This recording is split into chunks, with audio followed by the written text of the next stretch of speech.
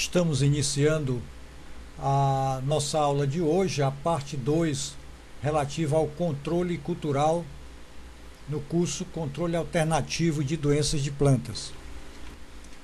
Controle de patógenos pela rotação cultural. A rotação cultural em uma área agrícola já bastante infestada por fitopatógeno é altamente recomendável, optando-se naturalmente por plantas não suscetíveis ao agente patogênico que se deseja controlar. A rotação prolonga-se por 1 até 3 anos, conforme as particularidades de cada caso, ou seja, o tempo suficiente para reduzir drasticamente o potencial de inóculo do patógeno ou a população de possíveis pragas. A rotação cultural é o cultivo alternado de espécies vegetais no mesmo local e na mesma estação anual.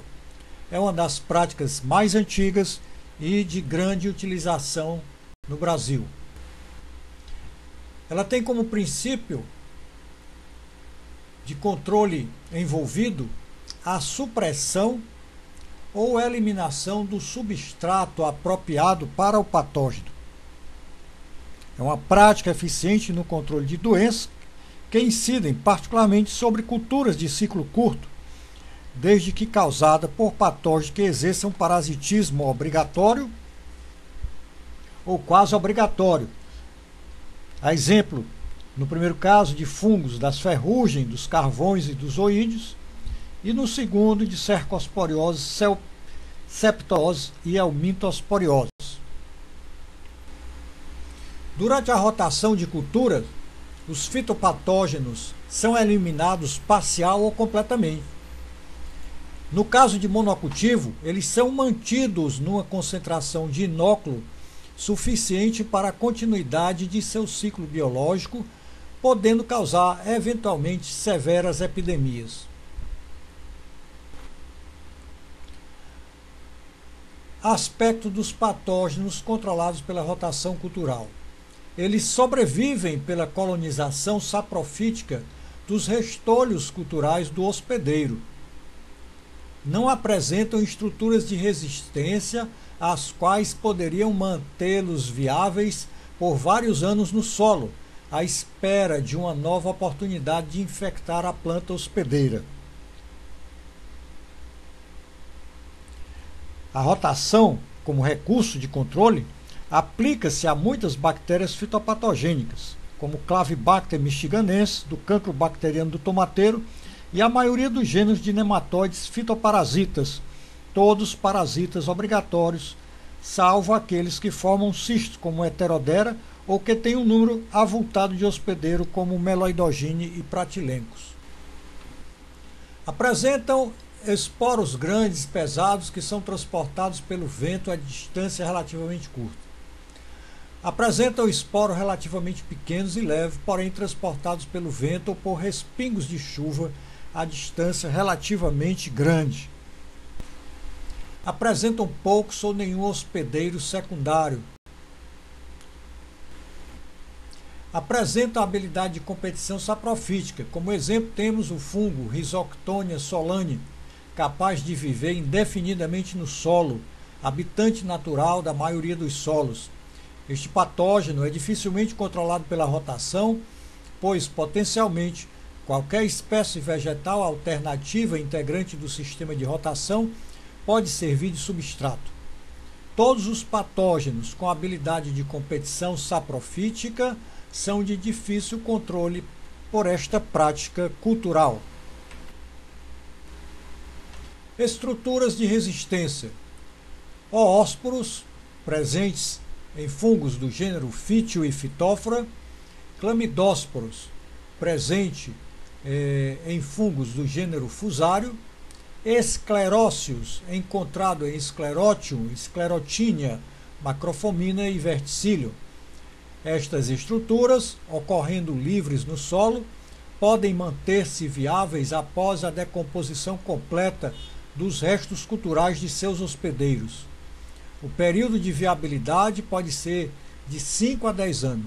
Em vista disso, este grupo só é controlado por um período bastante longo de rotação.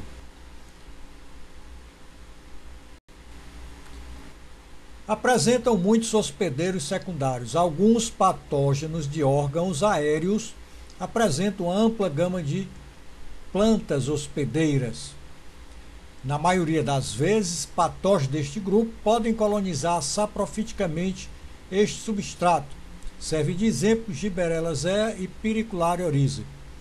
Esta característica anula o efeito erradicante da rotação de cultura, pois a capacidade de colonizar plantas daninhas ou plantas nativas geralmente abundantes na lavoura assegura a presença destes patógenos na área de cultivo. Então esse é um dos graves problemas no que diz respeito à relação de causa e efeito da aplicação do controle cultural de doenças de planta. Quando se trata de patógeno aéreo, a diversidade da gama de plantas hospedeiras torna-se um desafio para o controle das doenças e a propagação do patógeno. A questão da monocultura e doenças de planta. Com a monocultura, não falta o substrato adequado e indispensável à nutrição destes patógenos. A presença dos restos culturais em lavouras de monocultura é um prato cheio para patógenos. No caso das culturas anuais, a prática da monocultura reintroduz o substrato dos patógenos a cada 4 a 7 meses. A monocultura dificulta a diversidade, favorece uma condição de alvo específica para os patógenos. Quando uma determinada cultura, após a rotação, pode voltar a ser cultivada no mesmo local. Quando os patógenos necrotróficos controláveis pela rotação de culturas forem eliminados ou reduzidos a uma densidade de inóculos suficientemente baixa. Isso ocorre após a decomposição dos resíduos culturais, ou seja, a mineralização da matéria orgânica. Para ser eficiente e usual, a rotação exige duas condições básicas: parasita específico ou com reduzido número de hospedeiros. E segundo, parasita ser obrigatório ou semi-obrigatório, aquele que tem pequena vocação para o saprofitismo, só o exercendo em matéria orgânica oriunda do seu próprio hospedeiro. A rotação na prática só é tolerável por 1 ou 2 anos, excepcionalmente 3. Essa é a nossa bibliografia consultada. Obrigado por nossa videoaula de hoje.